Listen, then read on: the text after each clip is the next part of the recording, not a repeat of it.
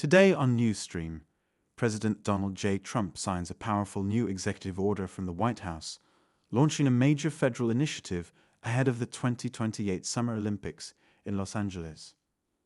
With just 3 years to go until the world turns its eyes to the US, Trump is taking no chances, establishing a White House task force that will oversee everything from security to logistics for the Games. What does this mean for America, global relations, and the athletes preparing for history? Stay tuned as we break it all down, right here on NewsXstream. Wasserman, Chairman of LA 28, the Vice President of the United States, J.D. Vance, and the 45th and 47th President of the United States, Donald J. Trump.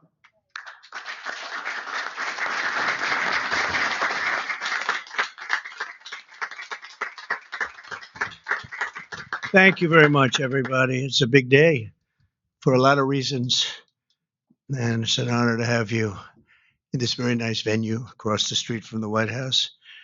And thank you all for being here as we take a major step to ensure the United States is fully prepared to welcome the world to Los Angeles for the 2028 Summer Olympic Games. Very exciting day in my life when we got nominated and we ultimately got it. And I didn't think I'd be here for the Games in this capacity, but it worked out that way. So I'm very happy about that. I had no idea that was going to happen. When we got it, I said, it's too bad I won't be president then. But sort of we took a very circuitous route, didn't we? In my first term, we were instrumental in helping the city of Los Angeles win the bid to bring the Olympic torch back to American soil. And today I'll sign an executive order establishing the White House task force on the 2028 Summer Olympics, mobilizing the entire federal government to ensure the Games are safe, seamless, and historically successful. It's going to be amazing. I think it's going to be amazing. America is a nation of champions, and in July 2028, we'll show the world what America does best, and that's win. We're winning like we have never won before. You see that all the time. A year ago, we were not a country that was doing well, and now we're the hottest country anywhere in the world. I want to recognize several members of the task force, including our great Vice President, J.D. Vance. J.D., thank you very much. Thank you. Our equally great Attorney General, Pam Bondi. Pam, thank you very much, Pam. Secretary of Homeland Security, Christy Kerr. Christy Kerr. Do you know who Christy Kerr is? She's a friend of my, great golfer. Christy Noem, she's a better golfer than you. That's the only thing, but you're better at a lot of other things. But I want to thank you for being here, for doing an unbelievable job, really an unbelievable job. FCC Chairman Brendan Carr. Brendan, thank you. Thank you, Brendan. Doing a great job. White House Chief of Staff Susie Wiles, most powerful woman anywhere in the world. She's rated the most powerful woman in the world, and I agree with that. And Deputy Chiefs of Staff Stephen Miller. Stephen, thank you. What happened to Stephen? We never want to miss Stephen. He's an MVP candidate. Dan Scavino, another MVP. James Blair, Taylor Budovich, and Nick Luna. Thank you all. Great group of people. They're going to be very much involved. I also am grateful to be joined by two of Team USA's strongest and fastest competitors, retired gold medalist and gymnast, and member of the LA 28 Athletes Council, Nastasia Lukin. Nastasia, how are you, Nastasia? Good. I don't know you, but I've watched you. You're very talented. I would not want to do what you do. This is much easier, believe me. It's incredible what you've done, along with retired gold medal Paralympian swimmer and board member of the U.S. Olympic Committee, Brad Snyder. Brad, thank you very much, Brad. It's a great honor. Thank you. Chairman of the 2028 Olympic Games, Casey Wasserman, a friend of mine for a long time. Casey, thank you very much. Casey, great job. It's going to be amazing. LA's a little bit different place than it was when selected, but we're going to bring it back stronger than ever. I spoke to Casey about that. He said, nope, we're going to make it better than ever. It's going to be something that's going to make it even more important as a Olympic Games. It was an interesting conversation we had as the fires were raging. Is that right? And I appreciated that very much. And CEO Reynold Hoover. Reynold, thank you very much. Thank you very much. Great honor. I also want to welcome the chair of the U.S. Olympic Committee, Gene Sykes. Gene, thank you. Thank you, Gene, very much. And thank him for recently banning men from competing in women's sports. That's a big deal. Thank you very much. It's amazing the way I don't hear any applause for that when everyone feels it. It's a 97. Don't worry about it, Gene. That's a 97-3. It's not 80-20. It's 97-3. But nobody wants to clap. It's crazy. The United States will not let men steal trophies from women at the 2028 Olympics, and we appreciate the fairness and everything else that you've shown. Also with us today is LA 28 board member Reince Priebus and also Kevin McCarthy. I want to thank Kevin McCarthy and Reince. Thank you, Reince. And thank you, Kevin. And the LA Olympics is shaping up to be a wonderful moment for America. It's going to be incredible. It's so exciting. And with today's action, I'm directing the Department of State, the Department of Justice, the Department of Homeland Security, the FBI, the Secret Service, the Department of Transportation, and many other departments and agencies to use every tool at their disposal to ensure a fantastic, safe, and beautiful event. In 2028, the Olympics is bringing back our national pastime, baseball. Wow, that's great. With teams playing under the lights at the legendary Dodger Stadium, and it is legendary. It's beautiful, one of the most beautiful. Squash players will go head-to-head inside the world-famous Universal Studios. Triathletes will sprint beneath the sun shining down on Venice Beach. This will be one of the great venues. I mean, when you think of it, right? It's going to be so incredible. Soccer teams will face off at the legendary Rose Bowl. Sailors will race through the waters near the port of Los Angeles, and the opening ceremony will take place at the beautiful Memorial Coliseum, just like the Olympics of 1932 and 1984. That was something. Those were very important Olympics. 1932 was a very important Olympics, wasn't it, huh? For 8 straight consecutive summer games, no one has won more medals than Team USA, which is incredible. We want to keep it that way. Over the years, Team USA has won triple the number of Summer Olympic gold medals as the next closest country, and I'm confident that that's going to continue in 2028. That's an amazing achievement, by the way. Between the LA Olympics and the FIFA World Cup next year, we have the World Cup and we have the Olympics, got them both. It's a great time to be a sports fan in America. And maybe, I don't want to say most importantly, but it is a celebration of 250 years. We have our 250th anniversary also during the year. And it's going to be between the three of them. I think there'll be no other time that we've ever had in our history like that. So I'd like to ask the LA Olympics Chairman, Casey Wasserman, to say a few words. And I appreciate it very much, Casey. Great job you've done. Thank you very much.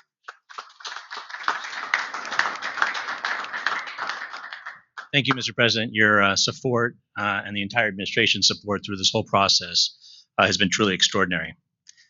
In just 1,074 days, yes, we're counting, sir, the eyes of the world will be on this country as we open the 2028 Olympics. And it feels just like yesterday, and you were just president-elect in December of 2016, that you leaned into this process back then. And you've been supportive and helpful every step of the way, and we wouldn't be here without you. So we greatly appreciate all your support. Thank you.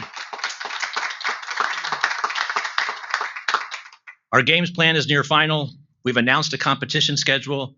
Some of the greatest brands in America have stepped up to support these Olympic Games as commercial partners. And now with the creation of this task force, we've unlocked the opportunity to level up our planning and deliver the largest and, yes, greatest games for our nation ever. We expect more than 150 heads of state will come to the Games. We'll host approximately 11,000 Olympic and 4,500 Paralympic athletes.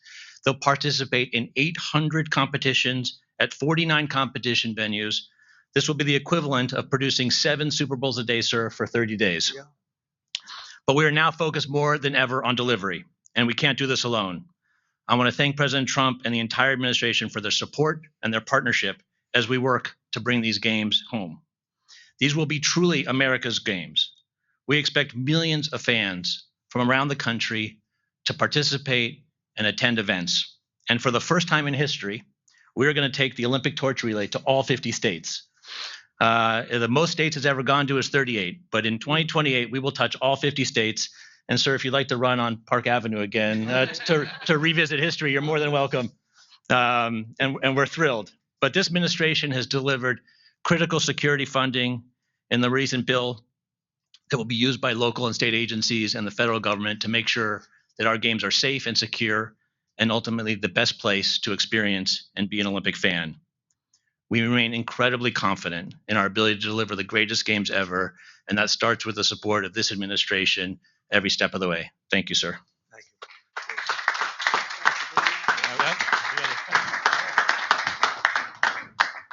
So we don't have trophies in the Olympic movement, but as you know, 1984 hosted the Olympics in Los Angeles, Right. And someone we admire, President Reagan, both of us, presided over those, and you will preside over our games. So we have for you a full set of the 84 original medals. Wow.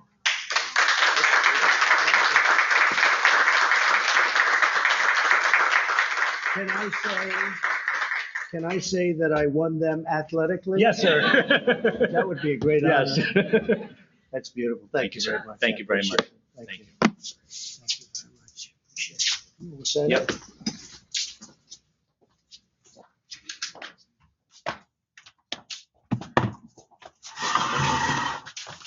Okay, come on around, everybody.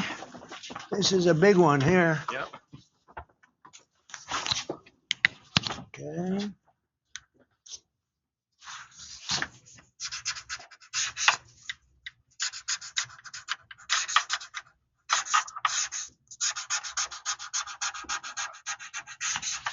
Pam, no auto pen. That was not an auto pen.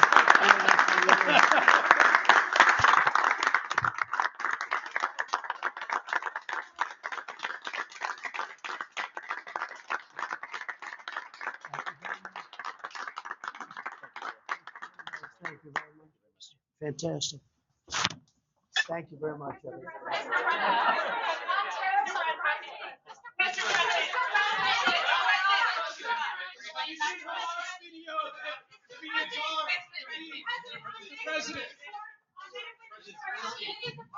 Go ahead, please. Go ahead. Go ahead.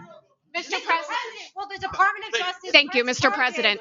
Thank you. Excuse me. That are posing Excuse- as women. Excuse me. No, he called on me, but thank Go you. ahead, please. Thank you, Mr. President. Do you still plan to follow through on your threat to impose 100% tariffs on all countries that purchase Russian energy, including China? Well, I never said a percentage, but we'll be doing quite a bit of that. We'll see what happens over the next You did- fairly short period of time. But we'll see what happens. Yep. You know, they have a meeting tomorrow. We have a meeting with Russia tomorrow. We're going to see what happens. We'll make that determination at that time. Yeah, please go ahead. Thank you, Mr. President. Thank you, calling on me. Thank you, Mr. President. On Ukraine, President Zelensky just signed a law allowing for citizens age 60 and above to serve in the military. We've seen dozens of videos of young men being hauled into vans and dragged to the front lines against their will. And we've even seen videos of a young man with Down syndrome serving on the front line. When you campaigned, you said you wanted to see the people stop dying. A lot of people admired that statement. Now the people dying are elderly, mentally handicapped, and conscripts. So even if a ceasefire doesn't work out, why should Americans continue to fund a foreign military that's scraping the bottom of the barrel of its population like this? Well, you have to understand very importantly, this is Biden's war. This is not my war. I'm here to get us out of it. It's a mess, and I'm here to get us out. I haven't heard that when you say about 60-year-old men and, et cetera. But this is Biden's war, and we're working very hard to get us out. I stopped 5 wars in the last 5 months, actually, and I'd like this to be the 6th, frankly, and that doesn't even include Iran with, obliterating their nuclear haul, because they would have had nuclear weapons within 2 months. But stopped a lot of wars. You just take a look at the ones just over the last 2 or 3 months. It's been amazing. This is the one I'm trying to stop. This is the one we're working hardest on. The other ones I stopped within a matter of days, almost every one of them, including India and Pakistan. And I could go over the whole list, but you know the list as well as I do. But this is the one we'd like to see. I haven't not heard that, but this is Biden's war. And it's a war that he got us into or indirectly got us into. It should have never happened. It would have never happened had I been president. Yeah, next to you. Thank you, Mr. President. Would you support Israel reoccupying all of Gaza, as has been suggested by some Israeli officials? Well, I don't know what the suggestion is. I know that we are there now trying to get people fed. As you know, $60 million was given by the United States fairly recently to supply food and a lot of food, frankly, for the people of Gaza that are obviously not doing too well with the food. And I know Israel is going to help us with that in terms of distribution and also money. We also have the Arab states are going to help us with that in terms of the money and possibly distribution. So that's what I'm focused on. As far as the rest of it, I really can't say. That's going to be pretty much up to Israel. Yeah, please. Go ahead, please. Thank you. On transgender athletes in the Olympics, back to the safety, especially of female combat boxers, will the Department of Justice considering pressing charges against any man that tries to masquerade as a woman coming into this country to beat up American athletes? And secondly, would your administration consider genetic testing so that these people can prove that they're actually women competing? Well, I think there is going to be a very strong form of testing. As far as charges, I'd have to ask the Attorney General about that. I don't know. But there will be a very, very strong form of testing. And if the test doesn't come out appropriately, they won't be in the Olympics. Yes, ma'am, please. Go ahead, please. White. Thank you. Mr. President, do you believe that the U.S. committee would have made this decision on men and women's sports if you weren't president? And do you believe that this decision will stay in place once you are no longer president? I think they probably would have, because it just seems to be an issue that most people feel should be. I can't really say.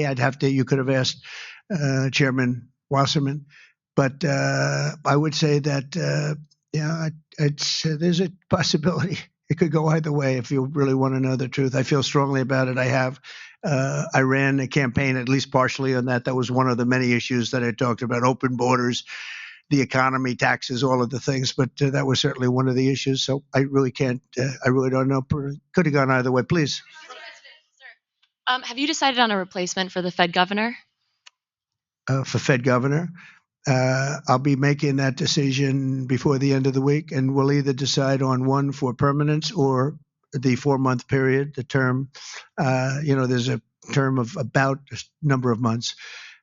We have a couple of candidates. Everybody wants it. Okay, it's not a couple, but we've narrowed it to a couple of candidates, and we've also we're looking at the Fed chair, and that's down to 4 people right now. Very good. Well, I can tell you, because I've already said there's 2 Kevins and 2 other people.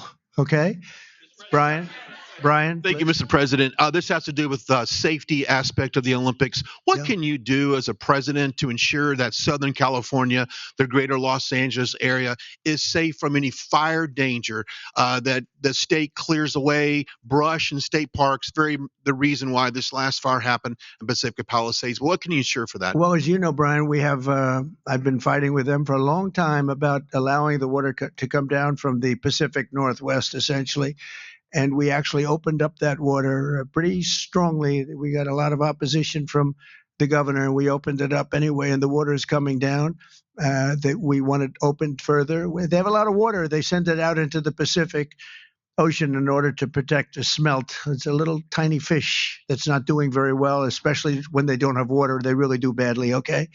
But it's a fish, environmentally protected, even though it's in many other areas. I think they just use that as an excuse to smelt. You'll check that out. But I think it's just an excuse.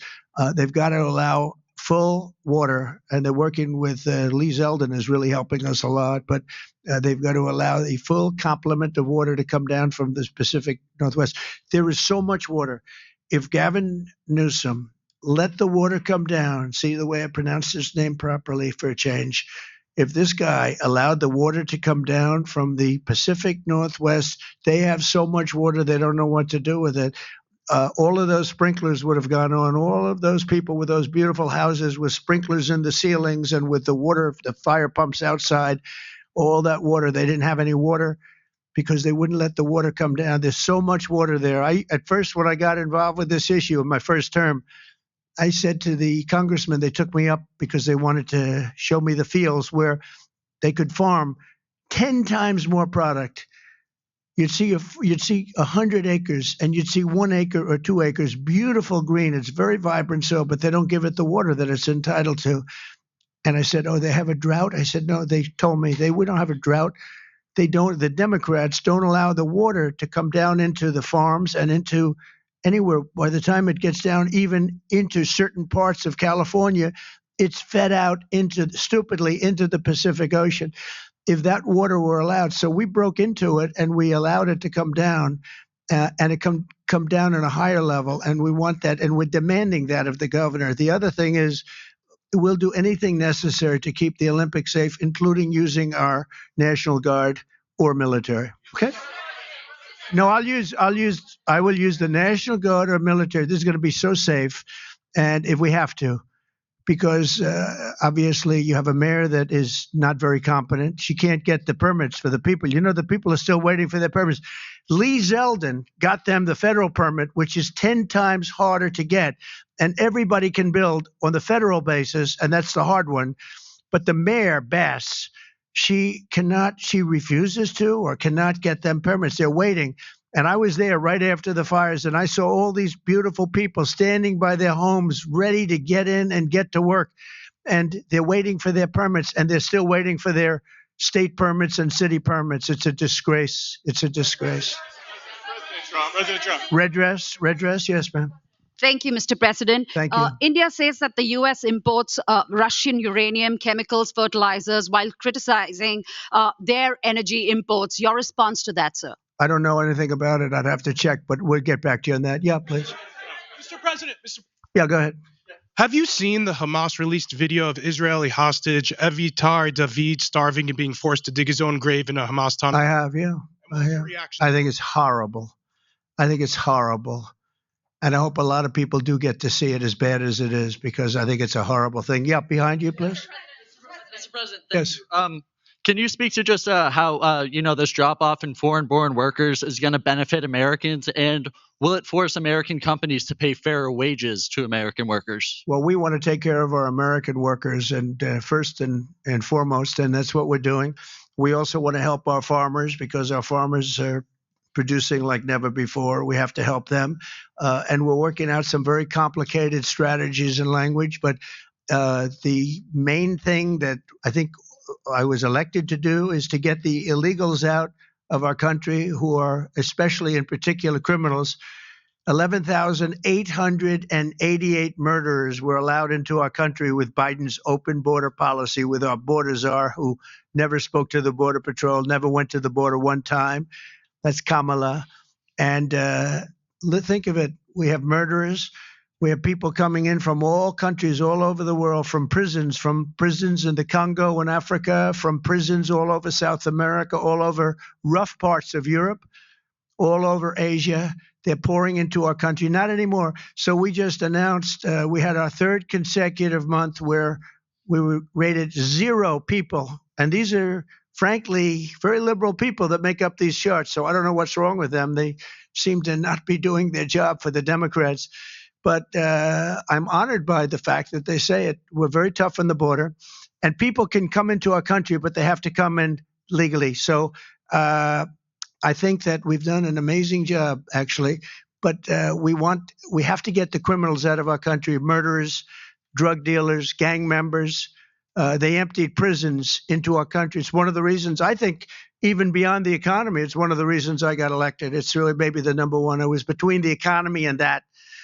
But, as I said before, our nation is doing really well, but we have to get these really bad people. They should have never been allowed in our country. Open border policy is for fools. We're the only country in the world with an open borders policy, but we don't have that anymore. We had 0 now for 3 months in a row. Peter? Thank you very much, President Trump. Nice to see you got off the roof all right. Yeah. You said this morning that you probably won't be running for a third term. This weekend, Secretary of State Rubio said that he thought J.D. Vance would be a great nominee.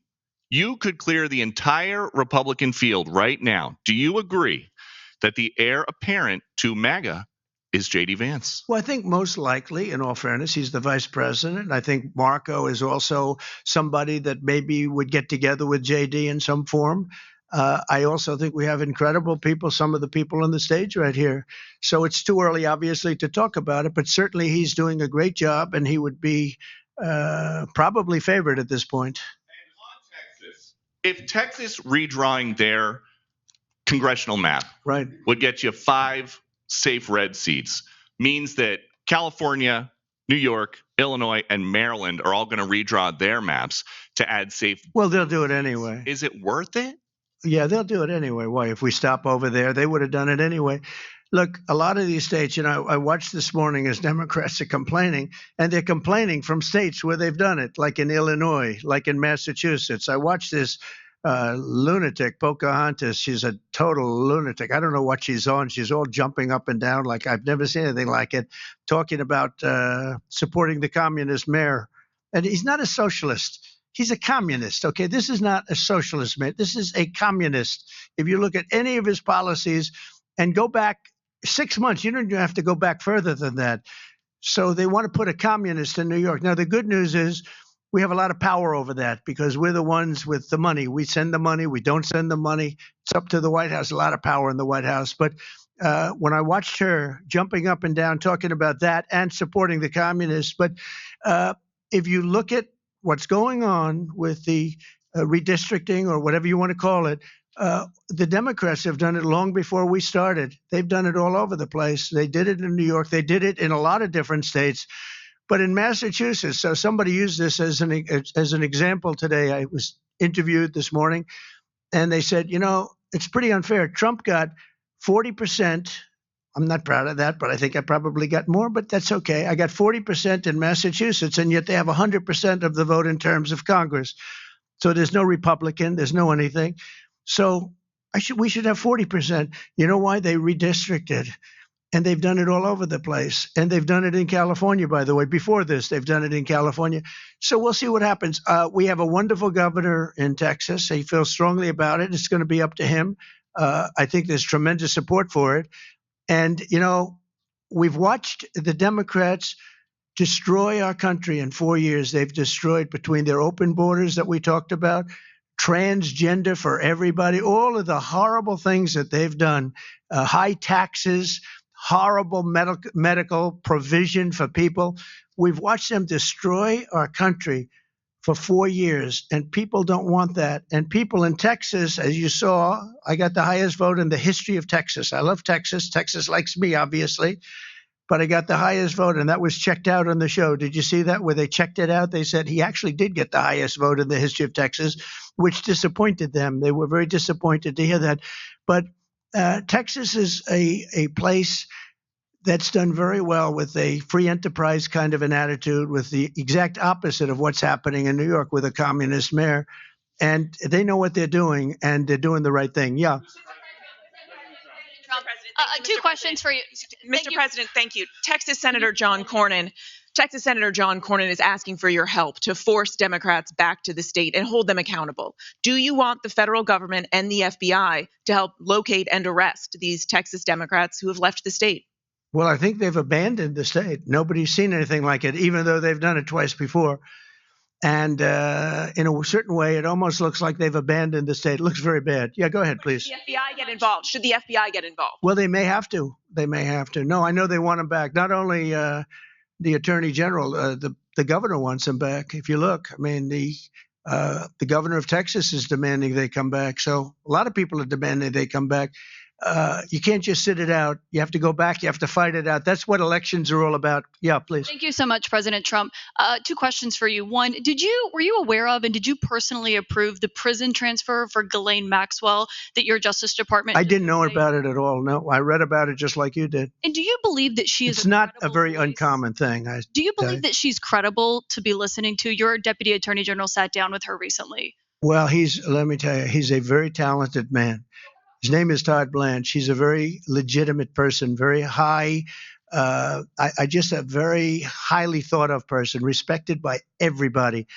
And I didn't talk to him about it, but I will tell you that whatever he asked would be totally appropriate, and it's not an uncommon thing to do that. And I think he probably wants to make sure that, people that should not be involved or aren't involved are not hurt by something that would be very, very unfortunate, very unfair to a lot of people. But I will say this, Todd Blanche is one of the most highly respected people you'll ever meet. So I know this. I didn't discuss it with him, but anything he talked about with her, or the fact that he did that, not unusual, number one, and most importantly is something that would be totally above board. Please. Yeah, please, go ahead. Thanks, Mr. President. Mr. President, how much more would you like DOGE to cut from the federal government? Well, it's not so much DOGE anymore. And by the way, I have to say that somebody from DOGE was very badly hurt last night. You saw that. A young man who was beat up by a bunch of thugs in D.C. And either they're going to straighten their act out in the terms of government and in terms of protection, or we're going to have to federalize and run it the way it's supposed to be run. But it's not a question of DOGE. We have great people, secretaries and all, working with DOGE and cutting with I said with a scalpel as opposed with an axe. They're cutting with a fine-tooth comb, and they're getting rid of people that aren't doing their job, or bad people, or bad things, bad policy, et cetera, et cetera. And I think we've been very successful in that. And there's more cutting to do, but there's also more getting. We want smart people in government. Our country is doing great. I think we are doing probably, maybe in many ways, better than we've ever done before. We're taking in trillions, not billions, trillions and trillions of dollars from other countries who for years took advantage of us. They took advantage of the United States like we were children, and that's not happening anymore. Now they're paying a lot of money, and they're paying hundreds of billions of dollars. Individual countries paying hundreds of billions of dollars. You're seeing what everybody else is seeing. And we have a lot of things we can do. One of the questions asked of me this morning is, are you going to make a dividend to the people?